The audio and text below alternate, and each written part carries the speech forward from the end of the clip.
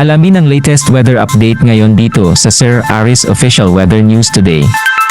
May kita natin ngayon dito sa ating satellite animation na wala na tayo gaanong kaulapan na nagdudulot ng mga pagulan sa malaking bahagi ng ating bansa. Ngunit ang northeast monsoon o amihan ay nakakaapekto pa rin dito sa bahagi ng Luzon kung saan magdadala pa rin ito ng maulap na kalangitan na may mga pagulan dito sa may silangang bahagi ng Luzon. At ngayong araw ay magiging mataas din yung tsansa ng mga isolated na mga pagulan, pagkidlat at pagkulog dito naman sa silangan at katimugang bahagi ng Mindanao. So pag-iingat po para sa ating mga kababayan sa posibilidad ng mga pagbaha at pagguho ng lupa. At sa kasalukuyan ay wala tayong minomonitor or namamataan pa na bagyo or low pressure area na maaari makaapekto dito sa ating bansa.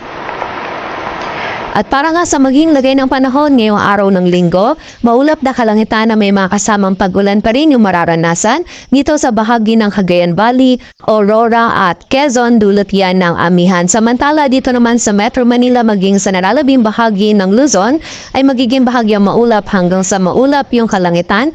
Medyo malamig pa rin po yung panahon na mararanasan, lalong-lalo na dito sa area ng Northern Luzon at meron pa rin tayong posibilidad ng mga isolated na mga pagulan na dulot pa rin ng amihan. Awat ang temperatura sa Metro Manila ay mula 23 to 31 degrees Celsius.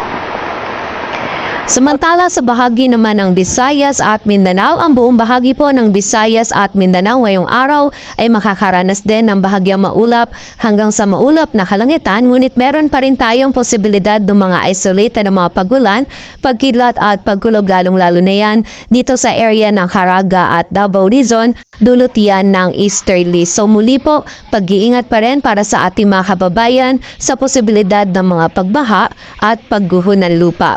Agwat ang temperatura sa Cebu ay mula 26 to 31 degrees Celsius at sa Davao naman ay 24 to 33 degrees Celsius.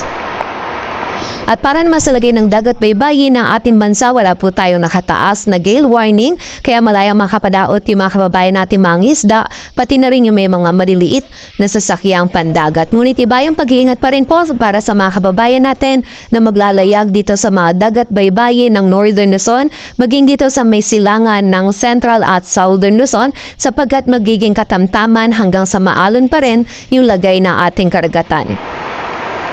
Dito sa Metro Manila, ang araw ay sisikat mamayang 6:25 ng umaga at lulubog mamayang 5:49 ng hapon.